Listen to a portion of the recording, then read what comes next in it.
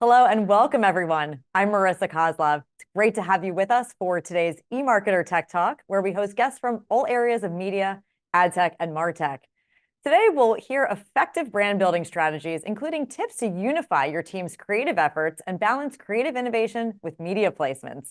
So before we get to that great content, let's meet my two guests from Betty, a quad agency.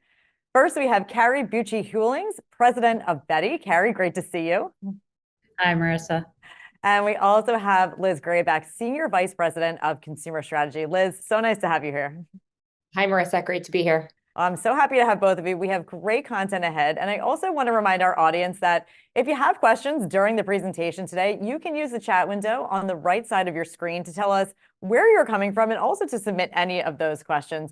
We love to hear where you are in the world, but also you may have some questions for our guests, which we will be getting to during the live Q&A in the second part of the show. So please keep those questions coming.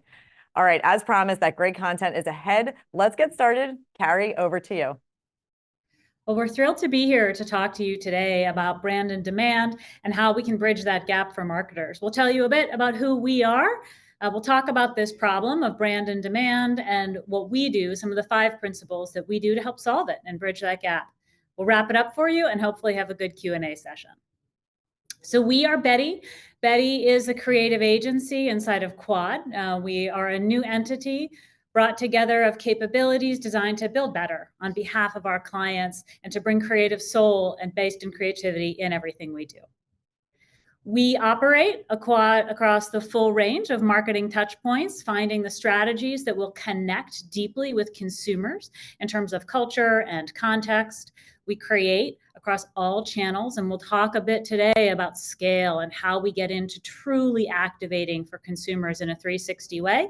And we produce all of those things, giving our clients the opportunity to scale without sacrifice. So today we are here to help crack this code. I'm sure many of you have had this conversation with marketers where more than half of marketers feel like they're not really sure what's happening with their marketing investment. Is it really producing the type of financial results that they expect? When you look at demand generating activities, while there's something measurable there, certainly, we know that the brand has a huge impact on the effectiveness of that work. But we don't really know what all the time. And what has happened over time is these pieces have pulled so far apart that they're actually living in different teams. So while we know that demand driving work is very powerful in terms of commerce, and we know that brand image and brand impact is so powerful in terms of driving demand and building brand equity, these things are operating separately, and we have to challenge ourselves in modern marketing. Is that really what's the most effective? And we think it's not. So this may sound familiar to you. You may work in a separated team or work with a separated team. And we have a strong point of view that this can't be our future for marketing. We can't be talking about brand and demand separately. Consumers experience these things together. Brands live in a singular way. And if we pull these things apart, we reduce effectiveness for both of them. So we're going to talk today not about organizational structure, but about some of the driving principles that we think if we get these principles right and we're true to them, that we can bridge the divide between the brand teams and the demand teams so that we operate in service of the consumer and in service of the marketer's business. So I'm going to let Liz take you through the first 3 of these 5. Thanks, Carrie, and wholeheartedly agree, right? There has to be a better way. So let's get into it. What can we do about this? How do we start to bridge this gap?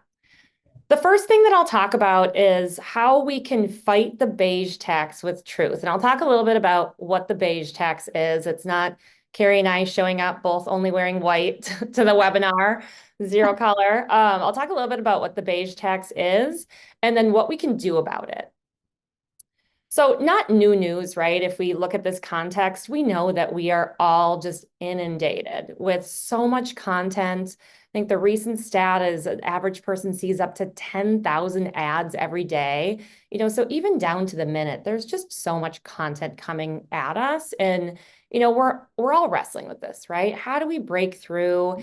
How do we get people to pay attention when people are just inundated? And when we start to look at what are the things that are breaking through? Not surprisingly, when we look at what's not, it really is, it's the dull, forgettable, irrelevant, disconnected ads. Not only are they not breaking through, it's costing brands a lot of money. And, that's not new news, but what was surprising is when they really broke down and started to look at, what is this beige tax costing marketers? And, when we look at dull ads, it means a brand needs to spend 7.3% more on media to get the same effect. So that's costing US dull advertisers about $189 billion a year. That's insane. So if we think about how we start to counteract that and how do we start to break through, really it's starting with the truth. And when we think about the truth that it needs to start with, it's not our truth. And as marketers, we spend a lot of time thinking about ourselves. And when we look at what are the ads that are doing the best job of breaking through, they really are starting with the consumer. And they're understanding the consumer, they're diving in and they're looking at what really matters to them to really understand how to show up as more relevant, how to make a deeper connection. And we're seeing that 83% of consumers expressed a higher appreciation for brands that promote genuine connections with their communities. So this authenticity is key, really putting that understanding into how you're making more authentic connections. So we worked with a recent client, Raw Sugar, to do just that. So they had a really high-class problem. They're in the personal care space. They had a fantastic product with amazing distribution and really an opportunity to put raw sugar at the top of consumers' self-care shopping lists, which is no easy feat. If you've been in Target or Walmart recently, you know that those aisles are packed. There's a lot of options and there's a lot of shifting options. So really it's tough as we think about how to break through. So where we started with them is really starting with the truth. We looked at their consumer and we looked at, what is it that's unique about how they think about the world and how the role of personal care products and rituals might play into that. And what we found is, that this audience really had this genuine sense of optimism. They really relished every day. They really wanted to make sure that they surrounded themselves with positivity. And what was interesting is when we looked at the category was focused on stripping things down. It was focused on simplifying, taking things out, while also inflating the price tags. So what was interesting is, Raw Sugar had a really interesting antidote to that. They really focused on how to maximize the good of what they put in. They have these amazing scents that just brought joy and this sense of optimism to these consumers that were looking to really maximize joy in these rituals, and they weren't getting it. Like personal care had become really boring and it had become really stale and it had stripped out a lot of the joy. So being able to really focus on what was put into it really mapped into Raw Sugar's mission. They have this fantastic mission that's really authentic to who they are. That's all about clean for all. And it means no matter your background, no matter your hair type or age, Raw Sugar wants to be there for you and has the products that you need and is incredibly accessible. So really bringing that to life, we were able to really touch consumers in a way that a lot of the other brands in the personal care category were not. Okay, so let's get to the second one. And this is maybe one of my most favorite sayings in life. I think it applies to a lot of things, including marketing. Just because you can doesn't mean you should. I say this to my kids a lot. But if we think about especially digital marketing and digital ads, we have so many tools at our disposal. We can be in any place that we want to be to reach people. But just because we can doesn't mean we should, right? So, what all of that is doing is it's not making our advertising more impactful. In fact, we're actually seeing that majority of consumers say that the majority of digital ads that they see are irrelevant. So while we have so much to do more, while we're in many more spaces, that's not translating to impact. So we're seeing a lot of bad digital ads and what's happening here. One of the things that we believe is the reason for that is that we're not taking that step to bridge the creative with the moments that actually matter in the consumer journey. We're finding the right spaces and places where we believe people are going to be there and seeing the message, but we're not taking that extra step to make sure that we're taking a look at what are the messages? What are the things that we're saying to them in those spaces and places? Do we have a right, or are we wanted to be there in that moment? So we tackle this by what we call the 360 connection strategy. So, it's not new news to make sure that we're being contextual in how we're thinking about how and where our messages show up. But we believe that with everything people have going on in their lives and with so much content coming at them, it's really important that we're taking a look at what's happening around that moment. So if we're first looking at what are those moments that we believe the target is most receptive, it's important to layer on a few other questions to make sure that we're really focused in the right spaces and places. So taking a look at asking the question, what are the barriers that might prevent a connection in that moment? So they might be receptive, but are there barriers that are going to prevent us from having the impact that we would hope to have in that moment? Taking a look at what's happening from parallel brands and categories and how they're connecting with people in these moments. Is there anything that we can learn from that? Looking above, what is it that is relevant about how people are consuming media in these moments? How is that going to, lean into our effort, or how are we going to contend with that? And then besides that, how are they currently interacting with the brand in the category? Are they already getting a lot of messages in that moment? Is this already a place where they feel inundated? Or is this maybe a space where our brand and our message could stand out and have a little bit more impact? So taking a deeper look at some of the context as we look at those moments has really helped us make sure that we are focused in the areas that we have the most impact and that we're saying the right things. So one of the brands that we partnered with to do just that was a financial services client. They brought us a big challenge. So they needed to increase their unaided brand awareness in the US, which is currently hovering, it was about -4%, and their competitor was at about 53%. So not a small feat to undertake. But what we did is we started with the audience. We took a look at what were some of those unique traits about their audience versus that competitor, and we found some really interesting things. One of the things that we found was they really were focused on, or they really were much more open as it looked to talking about finances, discussing, their needs. So that was something that was really different, but they also really prioritized the seamless, simple experience. That was key to them. When we looked at what was the thing that really mattered in the differentiator, that stood out above all. So that really led us to crafting an experience strategy that allowed us to really lean into the brand strengths in that area. And next, we uncovered two distinct consumer journeys. And this was really interesting because these are small business owners. And we looked at, the pre-launch journey, that's the journey that businesses take before launching their companies. And then the post-launch journey, which was when companies are starting to have to evaluate and make decisions about what partners they're bringing in. So you could imagine that the pre-launch journey was a lot more optimistic, was a little bit more joyful, a little bit less stressful. And that post-launch journey was definitely fraught with a lot more stress. So that need for a streamlined, simple experience was even more important.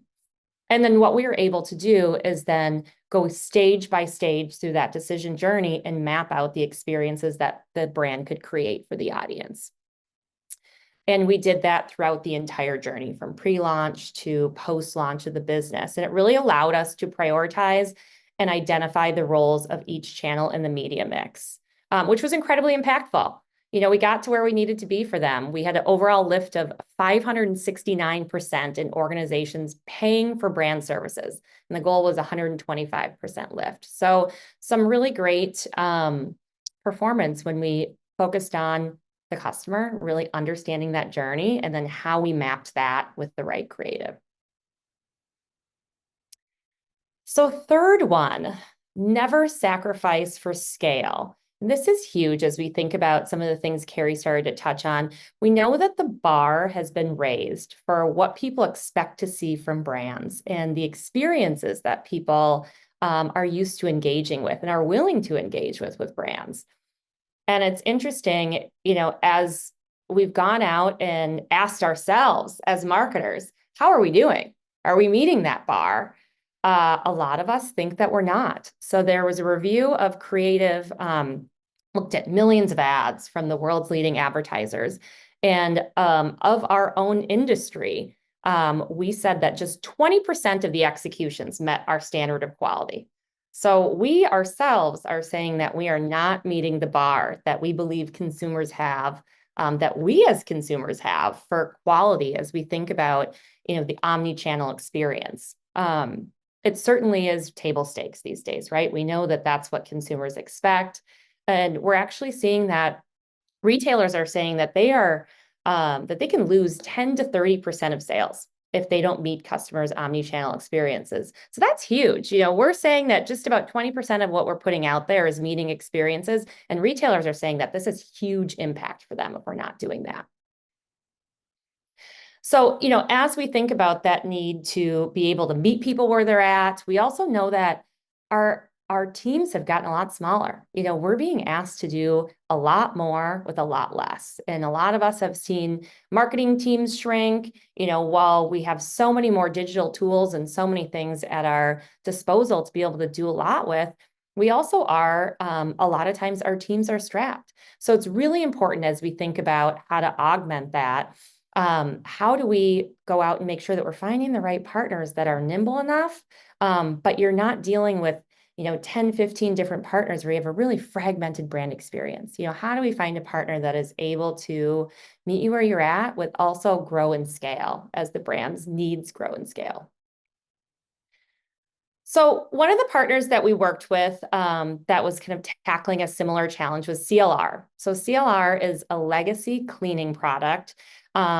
A lot of their legacy, though, one of their main challenges is it lied within one product. And I'm sure many of you have had the gray jug calcium lime rust, either it's sitting underneath your kitchen sink or it is in your garage right now. But they have a lot of other SKUs and their brand had grown. And so their challenge is, how do we take that fantastic legacy and equity that we have in this calcium lime and rust product and halo onto that to our full range of CLR SKUs? And do that by creating a seamless omni-channel experience. So one of the things we started with was, how do we create, how do we take a look at what the brand has been known for? What is that equity? What is it that consumers really look to and appreciate from CLR, and take that into kind of an anthemic rallying cry? And we got there with this idea of been there, outdone that. CLR has been known for tackling the toughest of toughest stains. And what was interesting as the cleaning world has evolved, and as we'd seen things like Clean Talk, where people are getting new tips and hacks and, trying out all of these unproven products that really weren't up to the task, this was really important because people needed something that was going to get the job done. So we got to this rallying cry that we are able to take that equity and halo that onto the rest of the SKUs in the CLR portfolio. And then, we also had to take a look at what could we do with the budget that we had that was just not as large as some of the competitors that we were up against. So we had to outsmart, not outspend. So really sharpening our message through efficient tactics, focusing on what are the key products that we are going to support in the time frame, and really aiming at our audience, looking for a cleaning companion, not a quick fix. So really focusing on what is that right audience that is going to be really receptive to this been there, outdone that message, and is really looking for something proven and in that moment. And, through all of that work, we really were able to outperform ourselves, and we were able to continue to adjust, right? Making sure that we were continuing to look at, how is that omni-channel experience playing out? How are we continuing to optimize and make sure that we are in those right spaces and places, and that we have the right products in the spaces and places? So Carrie, I'll let you talk about the next two. This is my phase 2 deep cuts version, Liz, of what you say, which is just because you can doesn't mean you should. I take that advice too. It's not just for your kids. So we as marketers have so many tools and so much innovation coming at us all the time, and it's amazing and it's fun and it's cool. But how do we decide what we should do, not just what we can do? And a fundamental rule is, does the innovation that we are going to use have people at the center? How does it impact consumers? How does it impact us as marketers? So that's the yardstick that we use. We say a lot, it is the Wild West out there. So there are so many choices of things that we can do. And as you can see here, 54% of marketing leaders talk about increasing innovation. 43% of them strongly agree that generative AI is going to be a huge impact for all of us. I can't imagine that there is anybody on this call who is not feeling the impact of technology innovation, or who hasn't at least 2 or 3 times this morning used AI to get part of your job done. So one of the things that's so important about these tools is that one of the ways we keep people at the center is, do these tools make us better at the most important things that we do? Do these tools make us better creative thinkers? How do we stand on top of these tools to come up with bigger and better ideas that bridge gaps between communities, that solve problems for marketers, and that connect brand and demand? So we talk to our own employees. We are using these tools a lot, as I'm sure many of you are. And what we're hearing back are things that I think are so exciting. These tools enable us to spend 2 to 3 times more time thinking about ideas than before. I was so happy to read this feedback. I love this, because this is the opportunity to stand on top of the tools and unlock our own human creative potential.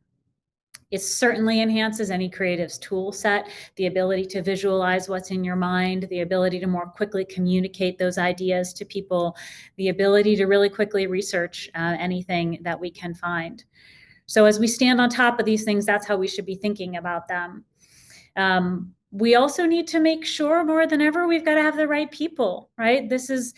These tools force us to be more human, to be more creative, to be stronger thinkers. So we had one innovation in particular that I think is really fun, and that is purposefully not Gen AI, because we want to talk about, there's a whole world of innovation out there that we need to bring to bear for our clients. So this one in particular is a 3D scanner. As we think about consumer experience, and we think about another thing Liz said, which is, how do you scale without sacrifice? How do we make sure that we can give a consumer a really compelling experience of a product in the virtual world, reaching many more consumers with that experience in a way that honors the quality of the brand, and a way that features all of the amazing things about the product? So this way we answer that, this is the first reality grade 3D scanning technology in the United States. It creates did any of you ever see Will It Blend, right? So this is Will It Scan. That's what we're doing at the agency right now, Will It Scan. So feel free to send us a challenge. Can we scan it? I think we can. But it creates this reality grade digital twin of a purse, of a shoe. It supports virtual try-ons, supports e-commerce in a lot of interesting ways. And it scales without sacrifice, because once you create one 3D scan, you have created an infinite number of stills or photo opportunities or sort of ways to work with your brand. So it's simple and it's fast, and it permits scaling without sacrifice, keeping the consumer experience at the center, which is why we went out and partnered with CoVision in order to do this, because it is people first. The last one, number 5, could be the first one. It could be all of them. It is, in my mind, and I think I can speak for Liz too, and us as a leadership team, the most important one. When we think about how do we bring the best things as marketers to our clients, how do we get the best results? How do we make the kind of impact on culture that we want to make? Inclusion is the key. If we can do inclusion right, we know already how to bridge the brand and demand teams. If we can do inclusion right, we already know how to lean in towards innovation. If we can do inclusion right, we already know how to embrace and activate new communities on behalf of our clients. And the data supports that. We'll share some of it here, but it is not hard to find. So inclusive companies are more likely to be leaders in innovation. Of course they are. It is the bringing in of new thinking. It is the activating of interesting minds and life experiences. Inclusive teams make better business decisions twice as fast. Of course they do, because they're able to bring in new ideas already. And certainly diverse companies, 70% more likely to capture new markets. We rely on the beauty of people's minds and their lived experiences. And we know that hiring in that diverse talent isn't enough. People have to be heard. They have to have influence. They have to have a seat at the table as they are in order to get the maximum impact of the diversity that we're all looking for. One of the questions that we get asked a lot is, okay, that all sounds great, but how do you do it? How does that really become the kind of place that you work? How does inclusion truly do everything that it can do for creativity? There are many principles, but there are three that we use a lot. The first is embrace how people want to do their best. This means a lot of things, but what it means the most is you, whoever you are, have a vision in your head of what work looks like. Think about it. Maybe you thought of a place. Maybe you thought of a way you work. Maybe you thought of an amount of time. Everybody's is different. And when we look to activate different people's brains, we need to create those environments. So at Betty, we think about creating different sensory environments within the office. We think about hybrid work environments. We think about flexibility.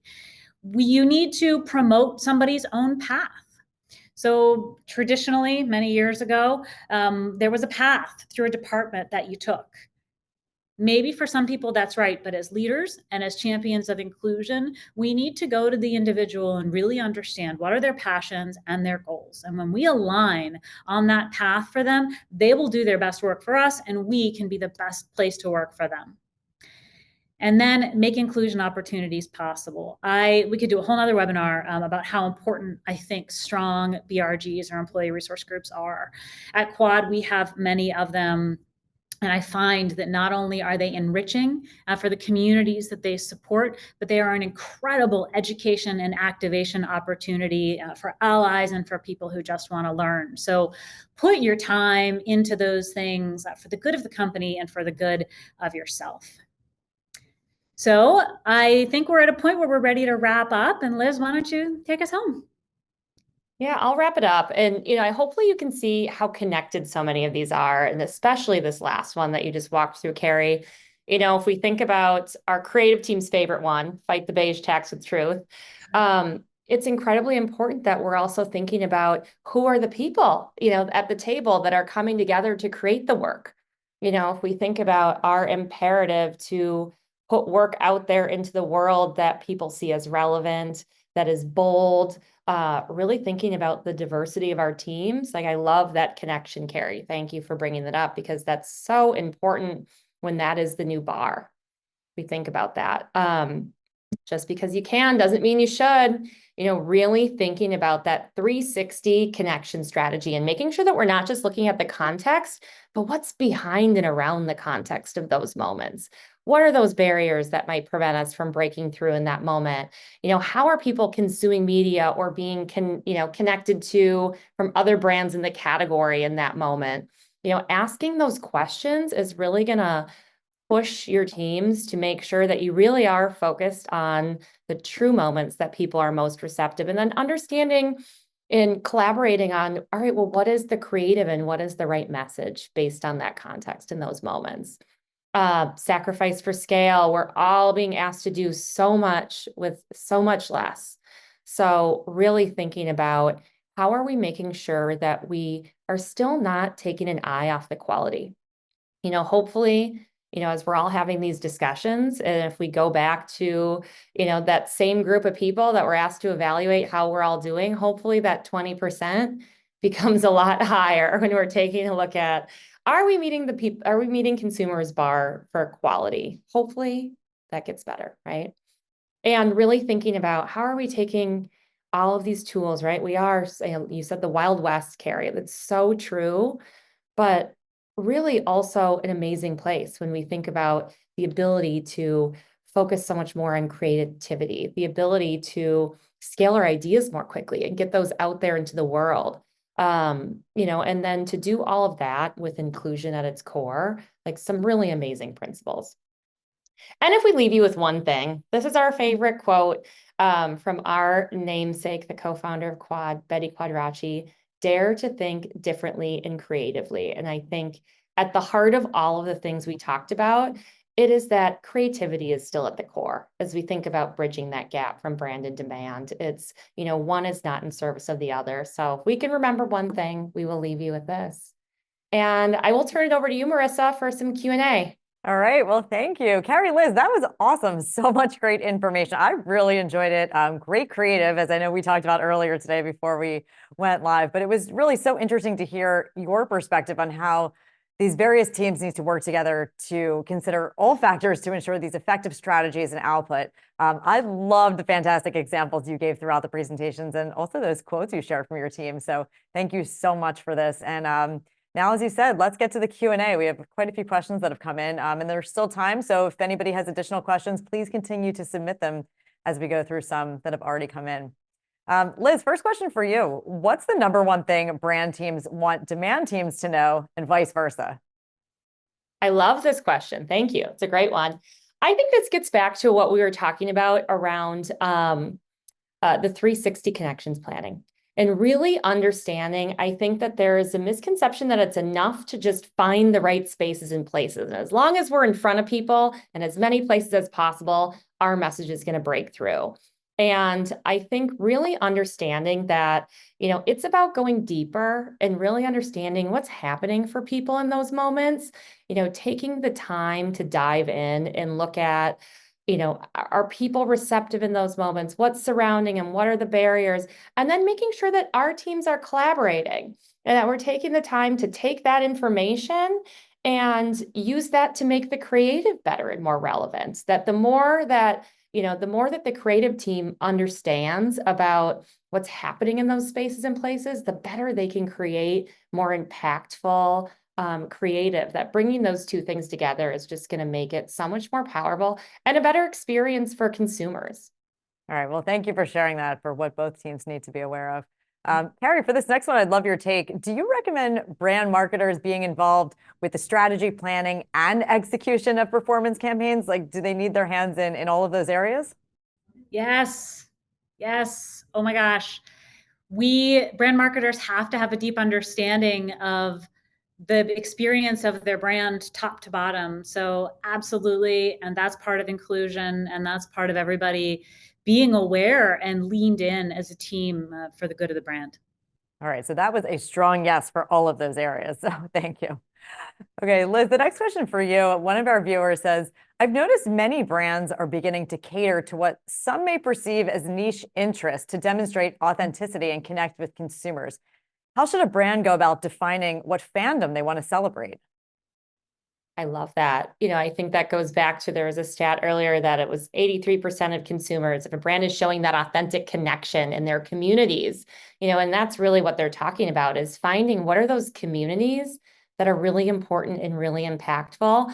And that also there's an authentic connection to the brand. I think first it starts with, really diving in and understanding the audience and understanding what are the things that are most meaningful to them and what are the communities that they're a part of. But then, you also have to understand what's authentic to the brand. There's a lot of places and a lot of communities where a brand does not have a right to play, or where a brand probably should not be entering or connecting with people. So really having an honest assessment of that as well, of that authenticity of, how do I have something to offer that community? Do I have something to offer within that space? We talk a lot about brand action. And really, it's simply what must a brand must do to create demand, and really being more action oriented in those spaces. If you have something to offer, if you have something that you can do for people that feels authentic, then that's a win. All right. So it seems like just really understanding that audience and what's going to resonate with them the most. Absolutely. All right. Thank you for sharing that. Carrie, the next question came in, I believe, as you were in some of your closing slides. So I'll pass this one to you. As budgets get tighter, some clients decide that taking budget away from brand and focusing solely on demand is the best strategy. What are your methods for proving out the positive impact on revenue from continuing to invest in brand? Absolutely. So, going into any budget planning session or any year with a predetermined learning agenda and set of metrics is going to be really important, because oftentimes your brand impact is built over time.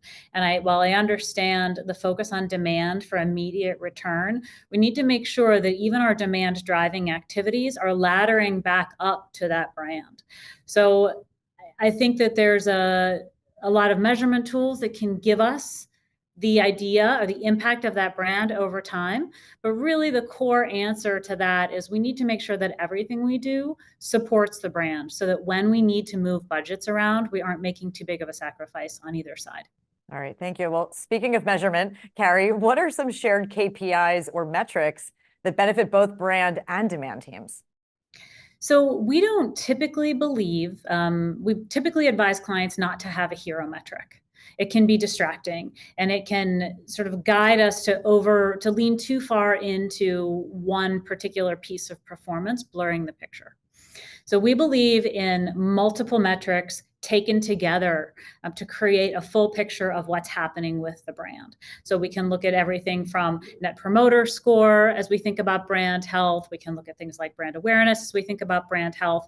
And then we can look at the engagement metrics attached to demand and the response metrics attached to demand. And we can look at those things together. And I think that the entire picture is what's shared by both teams, and accountability for the entire picture needs to be shared from both teams. Okay, thank you. That's really very helpful. I know oftentimes we get questions about what good looks like, which metrics people should consider. So thank you for your perspective on that. We are going to take one more question today. What tools or technology do you suggest for better collaboration between brand and demand teams? I think you both will have a good perspective on this. Carrie, you want to go first? I think that there are so many tools, and I would recommend using the tool that people are most likely to adopt. So consistency is king in terms of collaboration. Just get everybody on the same tool, whatever it is, and commit to it. All right, Liz, what are your thoughts? I agree wholeheartedly. I think also establishing some sources of how you use the tool, right? Everyone, not only are there different tools, but people can use it differently. Am I emailing you? Am I Slacking you? Am I Teamsing you? We've got a lot of ads coming at us. We've got a lot of, points of communication coming at us as well. So I think making it as easy, just setting some rules of engagement and taking the time to talk to the teams about how they work in those tools, I think is really helpful as well. Yeah, that's a great point. Well, thank you both for sharing that. And thanks to both of you, Carrie and Liz, for such a great presentation and content today, and especially for answering so many of those great questions from our audience. So appreciate you being here. Yeah, thank you. It's great to be here. Thanks, Marissa. Thank you so much. Well, before we wrap up today, I'm just going to take a moment to tell you about eMarketer's media channels. You can register for live analyst and tech talk webinars on our events page at emarketer.com/events. Don't forget to tune into Behind the Numbers, which is our eMarketer daily podcast. And finally, please subscribe to our newsletters. Thank you all for joining us. And thanks again to Carrie, Liz, the team at Quad, and our eMarketer studio team behind the scenes for making this webinar possible. We'll see you all on the next Tech Talk.